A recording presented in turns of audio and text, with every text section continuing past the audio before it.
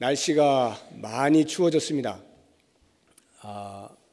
이럴 때는 꼭 환절기 때가 돼서 이렇게 감기 걸리기 쉬운데 여러분 몸 조심하시고요. 건강에 유의하시기 바랍니다. 요즘같이 경기가 불경기일 때는 몸이라도 따뜻해야 되고 건강이라도 잘 챙겨야 슬기롭게 극복해 나갈 수가 있습니다. 건강 유의하시고 하나님의 은혜를 때를 따라서 누리실 수 있기를 바랍니다. 오늘 말씀을 같이 생각해 보려고 하는 것은 좋은 교회에 대한 말씀입니다. 이런 교회이고 싶다라고 하는 것인데, 오순절 성령 강림의 때에 베드로가 설교를 하지 않습니까? 그 설교를 들은 청중들 가운데 수많은 사람들이 우리가 어찌할꼬 하면서 주께 나아오죠. 성경에 보면 약 3,000여 명이나 되는 많은 숫자가 구원 얻는 역사가 일어났다라고 기록을 하고 있습니다.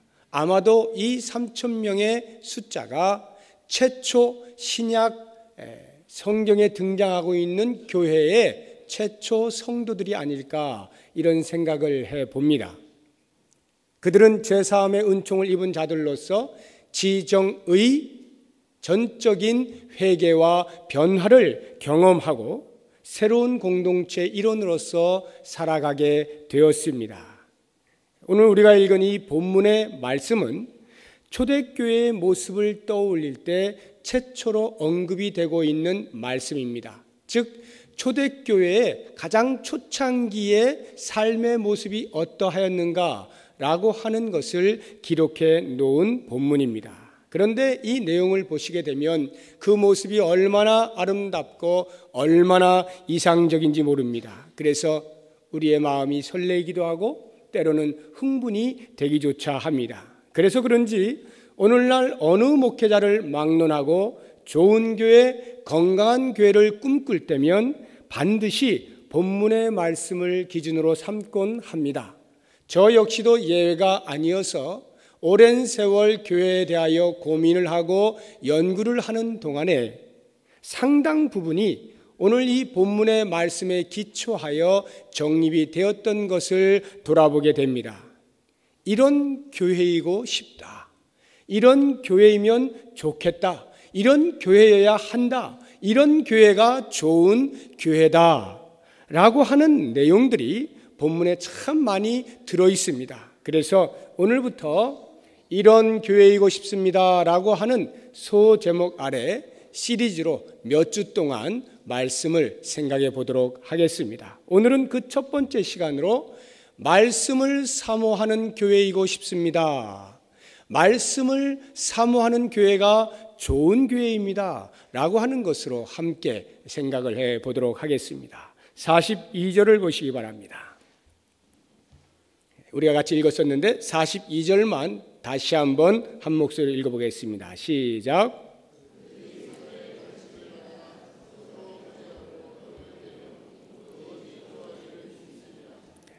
그들이 그 3,000명의 사람들 그리고 120명의 문도들 이제 그 새로운 공동체에 들어온 그들이 사도의 가르침을 받아 서로 교제하고 떡을 떼며 오로지 기도하기를 힘쓰니라.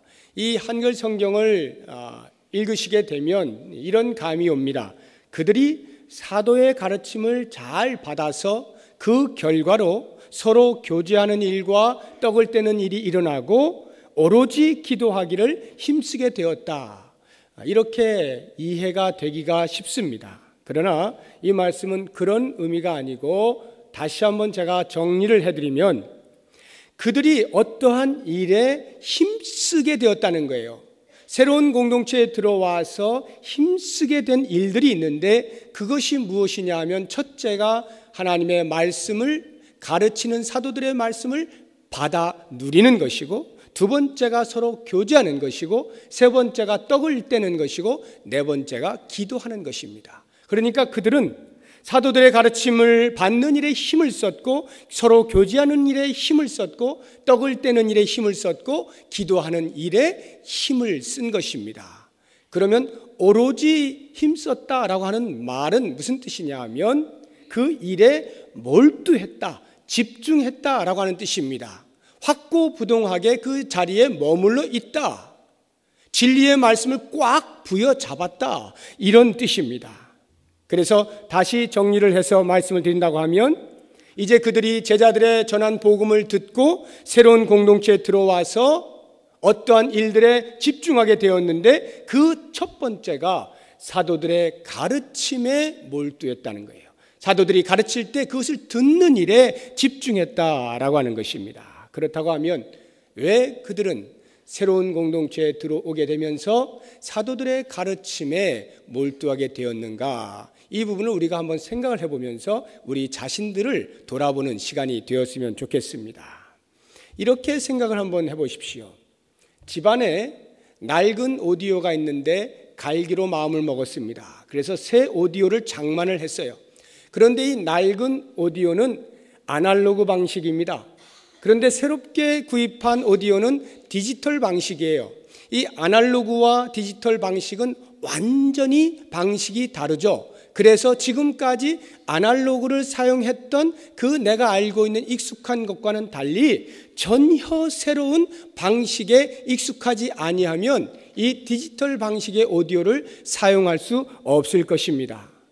그렇게 볼 때에 새 오디오를 샀다고 하면 그 오디오를 사용할 수 있는 사용 방법이 적혀 있는 새로운 매뉴얼을 찾는 것은 지극히 당연하다 하겠습니다.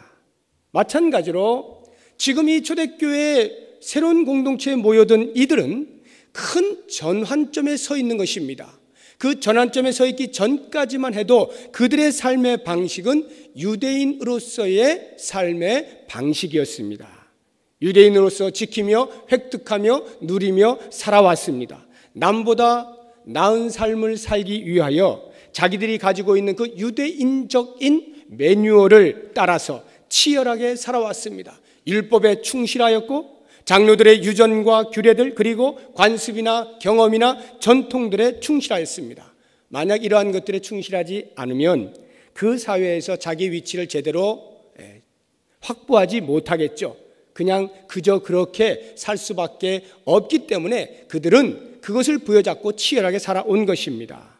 그런데 어느 날 갑자기 이들은 자신들이 그동안 익히 들어왔고 그에 준하여 살아왔던 매뉴얼과는 전혀 다른 종류의 이상한 소리를 듣게 된 것입니다. 그것이 바로 베드로의 설교였습니다.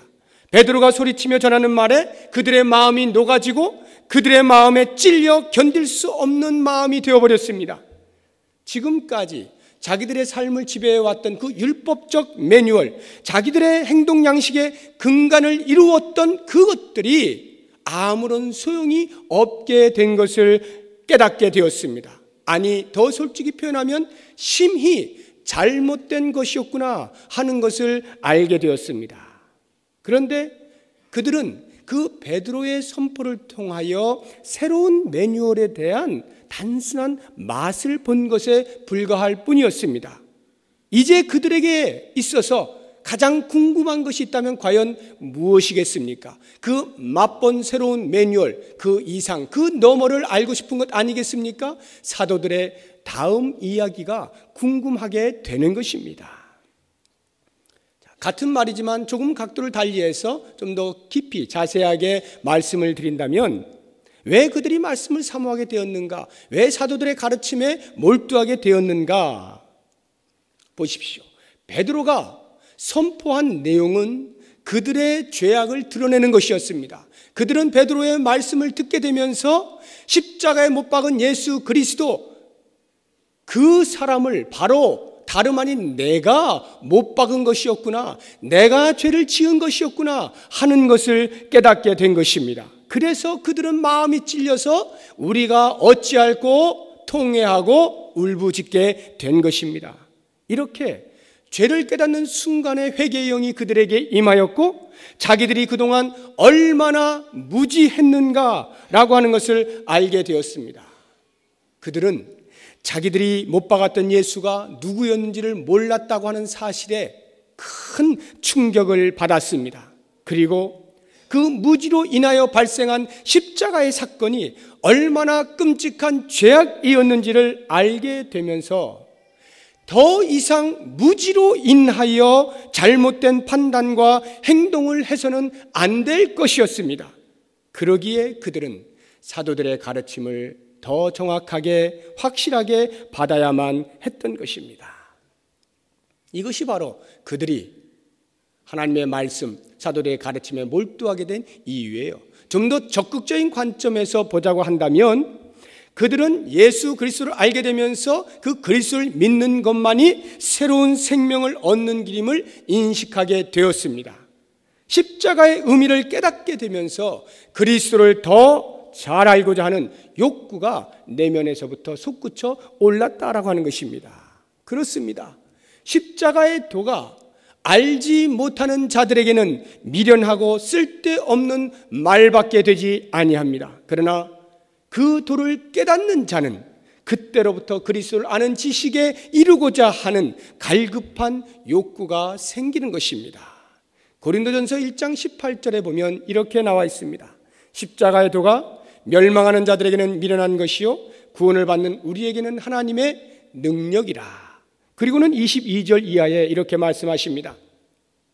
유대인은 표적을 구하고 헬라인은 지혜를 찾으나 우리는 십자가에 못 박힌 그리스도를 전하니 유대인에게는 거리끼는 것이요 이방인에게는 미련한 것이로되 오직 부르심을 받은 자들에게는 유대인이나 헬라인이나 그리스도는 하나님의 능력이요 하나님의 지혜니라 말씀합니다. 십자가의 도가 이방인에게는 미련한 것입니다. 도무지 알 수 없는 것이에요. 무지한 상태에 있을 수밖에 없다는 말입니다. 그러나 부르심을 받은 자들에게는 어떠합니까? 그 십자가의 도에 하나님의 놀라운 구원의 계획과 성취가 있는 것임을 깨닫게 되면서 십자가에 숨겨진 하나님의 능력과 지혜를 발견할 수 있게 됩니다. 그 전까지만 해도 초라해 보였던 십자가, 하나님의 저주 가운데 놓여져 있던 십자가, 실패한 듯이만 보였던 그 십자가, 바로 그 십자가에 인간의 구원이 숨겨져 있을 줄이야 누가 알 수 있었겠습니까? 이 사실을 깨닫게 된 자, 그 비밀한 일을 깨닫게 된 자, 그 자가 어찌 그 소식을 듣고 가만히 있을 수가 있겠느냐는 말입니다. 그 다음이 어떻게 될지에 대하여 궁금할 수밖에 없는 것이죠. 생명을 찾고 생명을 맛본 자가 그 생명이라고 하는 것은 반드시 자라나는 특성을 가지고 있는 것이기에 그 다음 행동인 말씀을 사모하여 말씀을 배우는 자리에 가게 되는 것 너무나 당연한 것 아니겠습니까? 마치 어린 아기가 본능적으로 엄마의 젖을 찾는 것과 동일한 이치인 것입니다. 그래서 베드로 사도는 베드로전서 2장 2절에서 갓난 아기들 같이 순전하고 신령한 젖을 사모하라. 이는 그로 말미암아 너희로 구원에 이르도록 자라게 하려 함이라 말씀하고 있는 것입니다. 초대교회 그 성도들은 결코 자신들이 경험했던 오순절 성령 강림의 놀라운 그 신기한 감정들에만 머물러 있지 않았습니다. 이야, 어떻게 이 많은 사람들이 이렇게 엄청난 언어로 방언을 할 수 있을까? 이야, 성령이 어떻게 이렇게 불의 혀같이 갈라지는 것 같이 온 사람들 머리 위에 임할 수가 있을까? 어떻게 내가 십자가에 못 박은 그 예수를 나의 구세주라고 받아들일 수가 있게 되었을까? 한 번도 생각하지 아니하였던 이 공동체에 어떻게 내가 들어올 수 있게 되었을까? 너무나 감사하다, 너무나 신기하다, 와, 놀랍다 라고 하는 이와 같은 신비롭고 놀라운 감정의 체험들은 거기에서 머무르지 아니하고 곧바로 진리에로 눈을 돌리게 된 것입니다. 사랑하는 여러분, 여러분들의 삶을 한번 돌아보시기 바랍니다. 모두가 동일한 체험을 하지는 않았겠습니다만 혹시 여러분들이 회심한 특별한 경험이 있으신 분들 한번 기억을 해보십시오. 우리의 조상, 인류의 조상 아담 때문에 어쩔 수 없이 죄인으로 낙인 찍힌 채 태어나게 된 것에 대한 탐탁치 않은 인정으로서가 아니라 내가 바로 아담의 범죄의 자리에 함께 있었음을 깨닫게 되었을 때, 유대인들이 십자가에 못 박으러 소리치는 바로 그 장소에 나도 함께 있어 소리를 쳤다는 것을 깨닫게 되었을 때, 그래서 내 눈에서 눈물이 흐르고 주체할 수 없는 북받치는 그러한 감정이 있었을 때 내 가슴을 치고 참회하는 그러한 경험이 있으신 분들, 그때를 한번 회상해 보십시오. 그렇게 감격적인 북받침이 있은 다음에 그 다음 어떠한 생각을 하셨습니까? 어떠한 것으로 관심이 쏠리게 되었습니까? 아마도 10중 8구는 대부분이 이 하나님의 말씀을 손에 잡으셨을 것입니다. 그리고는 어디서부턴가 부지런히 성경을 읽었을 것입니다. 하루 종일 읽어도 또 읽고 싶고 또 읽고 싶고, 얼마나 달고 오묘한지 그 말씀 앞에 하루 종일 묵상을 하는 그런 경험 해보지 아니하셨습니까? 이렇게 마음속에 생명이 떨어지게 되면 그 생명이 자라나는 것에 대한 말씀의 사모함이 너무나 자연스럽게 일어나는 것이에요. 그래서 누가 뭐라 하지 아니하여도 그렇게 생생한 경험을 한 사람들은 다 예배의 자리를 일부러 찾아 나와 하나님의 말씀을 귀 기울여 듣게 되어 있는 것입니다. 그 당시의 사람들은 바로 이와 같은 이유들로 인하여서 사도들의 가르침에 전적으로 힘썼다, 배우는 데 힘썼다, 몰두했다라고 하는 것입니다. 그 다음으로 한 가지 더 이유를 한번 찾아본다고 하면 이러한 것이 있을 수가 있습니다. 나는 이 놀라운 소식을 듣게 되어서 회개하게 되고 죄사함을 받고 성령을 선물로 받아서 너무나 기쁘고 즐거운데, 아직 이 소식을 듣지 못한 내 가족, 내 친구, 내 이웃들은 어찌 될 것인가 염려가 되어지는 것입니다. 내가 기쁨이 넘치면 넘칠수록 상대적으로 그들에 대한 염려는 커질 수밖에 없을 것입니다. 그래서 그들에게도 내가 알고 있는 이 소식을 전하고 싶어요. 어떻게든지 알리고 싶습니다. 그런데 무엇을 알아야 전하죠? 내가 무엇을 전해야 하는지를 알아야 전할 것 아닙니까? 그러니까 자기의 사랑하는 이들에게 자기가 받은 구원의 은혜를 동일하게 나누어 주어야 할 거룩한 부담감으로 인하여 사도들의 가르침 그 다음 이야기에 몰두하게 되었다는 것이죠. 한번 생각해 보십시오. 나는 말할 수 없는 기쁨으로 날마다 교회 생활하면서 기쁨의 신앙생활을 하고 있는데 옆에 있는 가족이나 친구가 야, 너 왜 그러냐? 너 정신이 있어 없어? 너 왜 이렇게 히히거려? 왜 이렇게 맨날 웃니? 이렇게 말을 할 때 뭐 내가 잘 설명은 잘 못하겠는데 하여튼 뭐 그런 거 있어. 넌 잘 모를 거야. 하여튼 그런 거 있다. 만약 이렇게만 대답을 한다면 그 대답이 얼마나 초라하겠습니까? 야, 너 지난 일요일에 또 교회 갔냐? 회사 동료가 묻는데 응, 나 갔어. 왜 맨날 가니? 나 뭐 찬양대도 하고 교사도 하고 뭐 이렇게 봉사하는 일이 많거든. 야, 그런데 그렇다고 하루 종일 교회에 있어야 되냐? 뭐 이것저것 하다 보면 하루 종일 있어. 너도 와봐. 하루 종일 있게 돼.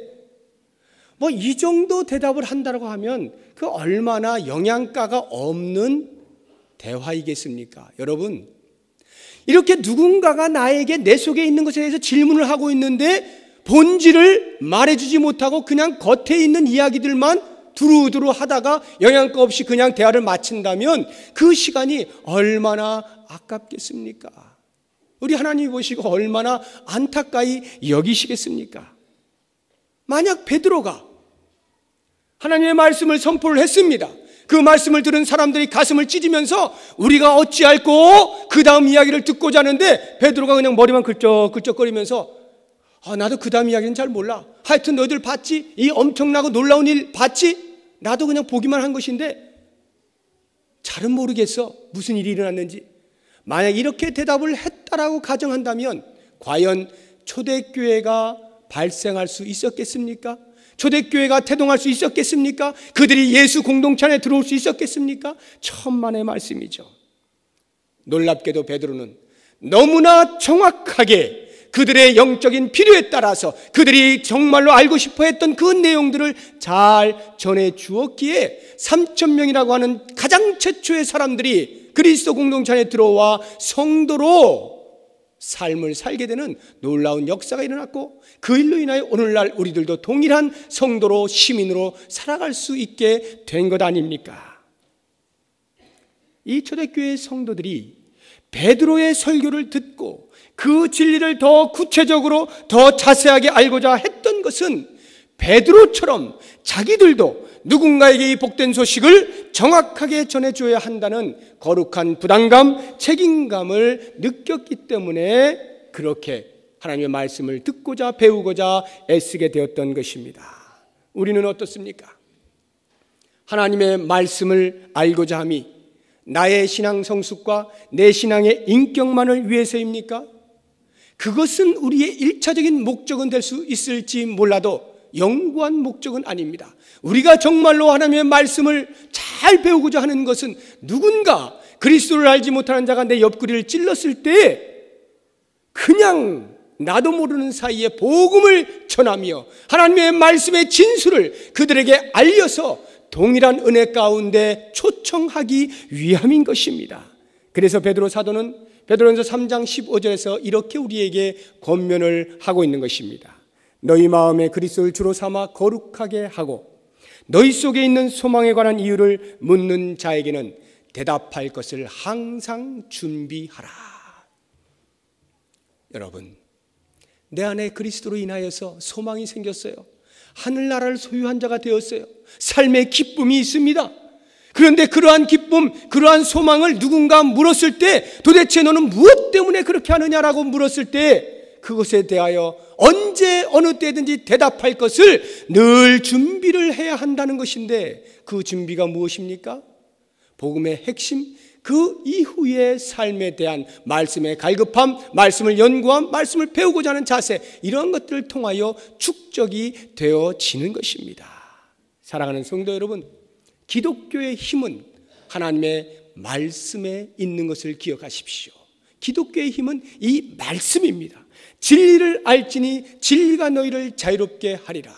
진리만이 우리를 참 죄에서 자유롭게 해주며 모든 인생의 문제에서 자유한 자로 살아갈 수 있도록 만들어 주는 것입니다. 신비한 체험, 이상한 경험, 감정의 변화, 물론 그것이 기독교에 없는 것 아닙니다만 이러한 것들은 다른 종교에서도 비슷하게 경험할 수 있는 것입니다. 그것이 기독교의 본질이 아니라 기독교의 본질, 아무도 흉내낼 수 없는 유일한 본질은 생명의 근원인 말씀인 것입니다. 이 하나님의 말씀만이 살아있고 이 하나님의 말씀만이 우리의 생명이 되어지고 우리를 살리시는 근원이 되는 것입니다. 이것이 바로 기독교의 힘입니다. 만약 여러분들의 마음에 그리스도로 말미암아 거듭나는 새 생명의 씨앗이 떨어졌다면 이제 그 생명의 씨앗은 진리에 대한 갈구로 요동치기 시작하는 것이 지극히 정상적인 것입니다. 내가 진정 거듭난 자이냐라고 하는 표로서 가장 확실하게 점검해 볼 수 있는 1번이 있다면 그것은 바로 내가 하나님의 말씀을 사모하는가, 내가 하나님의 말씀에 대하여 관심이 있는가라고 하는 것입니다. 그러므로 좋은 교회는 이와 같은 하나님의 말씀이 왕성한 교회입니다. 하나님의 말씀의 가르침이 왕성할 수밖에 없어요. 그래서 하나님의 말씀이 올바르게 선포되지 아니하거나 말씀을 가르치는 것이 약하다라고 한다면 그것은 교회의 진정성을 의심해 보아야 합니다. 사도들은 복음의 핵심을 전한 것으로 끝나지 아니하고 그 다음에 계속하여 새로운 공동체 안으로 들어온 무리들에게 그 복음을 가진 자의 삶의 원리들을 계속하여 가르쳤습니다. 마찬가지로 오늘날 교회 안에서 교역자들이 말씀을 정확하게 해석하며 전달하며 구체적으로 가르치는 일은 진정한 교회로서 반드시 있어져야 하는 것입니다. 좋은 교회를 측정하는 영적 순위 1번이 바로 말씀이 바르게 선포되고 있는가라고 하는 것입니다. 이것은 교회의 크기와는 전혀 상관이 없습니다. 아무리 큰 교회라 할지라도 하나님의 말씀이 죽어있는 교회가 있고 아무리 작은 교회라 할지라도 하나님의 말씀이 생생하게 살아있는 교회가 있을 수 있습니다. 교회의 외형적인 크기와 관계없이 하나님의 말씀이 살아있느냐 죽어있느냐라고 하는 것으로 그 교회가 좋은 교회이냐 아니냐를 판가름할 수 있는 것입니다. 저는 이 말씀을 묵상하면서 우리 교회를 한번 생각해 보았습니다. 두루두루 생각해 보았어요. 주일 오전 예배, 오후 예배, 수요 예배, 금요 기도회, 매 새벽 기도회, 각 예배 때마다 어떠한 말씀들이 선포되어지는가를 묵상해 보았습니다. 담임 목사로서 제 마음속에 진정한 감사가 있습니다. 하나님의 말씀이 건전하게 해석되어지고 있는 것에 얼마나 감사한지 모릅니다. 비록 막 웃기는 유머스러운 그러한 것은 없을지 몰라도 하나님의 말씀이 1.1에게도 오해됨이 없이 바르게 잘 해석되어지고 있는 것이 얼마나 감사한지 모르겠습니다. 영적인 감동과 영적인 도전과 영적인 결단을 내릴 수 있는 말씀의 힘이 가감없이 증거되어지고 있는 것에 너무나 감사했습니다. 뿐만 아니라 제자훈련학교를 통해서 성장반, 제자반, 사역자반 계속해서 하나님의 말씀을 가르치고 배우는 일들이 일어나면서 그 안에 있는 사람들이 조금씩 변화되어지고 있는 소식들을 듣게 되면서 얼마나 감사한지 모르겠습니다. 우리 교회는 하나님의 말씀이 반듯하게 살아있는 좋은 교회입니다. 여러분들은 확신하십니까? 그 정도입니까? 하나님의 말씀이 우리 교회 안에 얼마만큼 풍성하게 선포되어지고 있는지를 여러분 예배 때마다 다시 한번 깊이 묵상을 해보시기 바랍니다. 그런데 좋은 교회는 그렇게 말씀이 바르게 잘 선포되어진다고 해서 저절로 되어지는 것은 아닙니다. 이 손뼉이 두 손이 마주쳐야 소리가 나는 것 아니겠습니까? 그러니까 좋은 교회라고 하는 것은 한쪽에서는 하나님의 말씀이 바르게 정확하게 선포되어지고 가르쳐지는 일이 있어야 하는 것이고, 또 다른 한편에서는 그 선포되어지는 하나님의 말씀을 배우고자 하는 열망으로 가득한 성도들이 많이 있을 때에 손뼉이 쳐지면서 좋은 교회라 소문이 날 수 있는 것입니다. 당시에 새로운 공동체의 무리들이 사도들의 가르침에 몰두했던 것처럼 오늘날 교회 안의 성도들이 진정으로 생명을 소유한 자들이라고 한다면 그 가르침에 적극적인 관심과 참여를 하지 아니할 수가 없을 것입니다. 말씀에 대한 궁금증으로 잠을 설칠 수밖에 없습니다. 말씀을 배우면서 가슴이 뜨거워지는 것을 경험하게 됩니다. 이렇게 말씀을 배워가는 동안에 내 안에 자리한 생명의 씨앗이 자라나는 것을 경험하게 됩니다.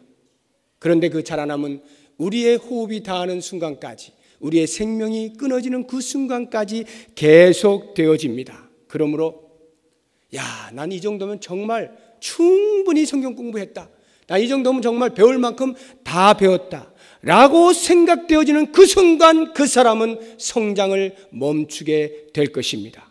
만약 그러한 사람들로 교회가 한 사람, 두 사람 늘어나게 된다면 그 교회의 생명력은 점점 소멸되어지게 될 것입니다. 그리고 그 교회가 남아있는 것이 있다면 오직 제도뿐입니다. 그래서 교회는 계속 제도화가 되어서 생명력을 상실한 채 그 제도의 노예로 살아가게 될 것이에요. 그 제도를 유지하는 것에 급급하여서 나의 자유와 나의 모든 희망들을 다 빼앗긴 채 그 제도를 유지하는 것에 급급한 존재로 전락하게 되는 것입니다. 이것이 바로 가장 무기력한 종교인의 모습인 것입니다.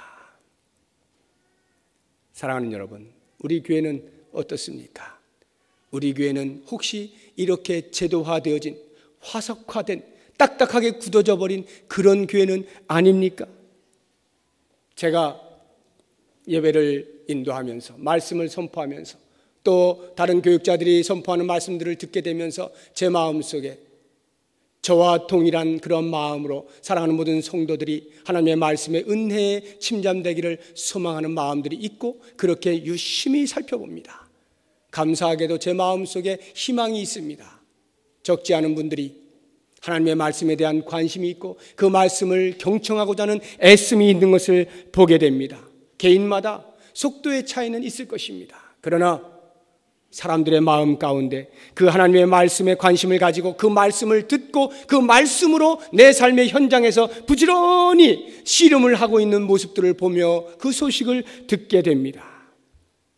물론 아직 우리 교회가 모든 성도님들이 다 말씀에 관심이 있어서 그 말씀을 어찌할지 몰라 배우고자 하는 애씀이 있는 것은 아닙니다.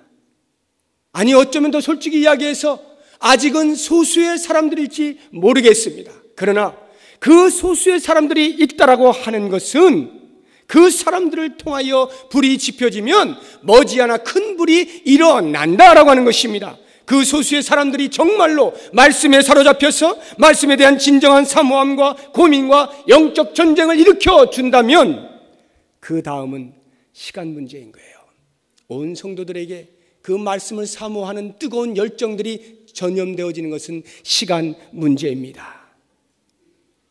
이것은 교회니까 마땅히, 기독교니까 마땅히 성경 공부를 해야지 라고 하는 당위성으로 접근하는 그러한 교육과는 천지 차이입니다.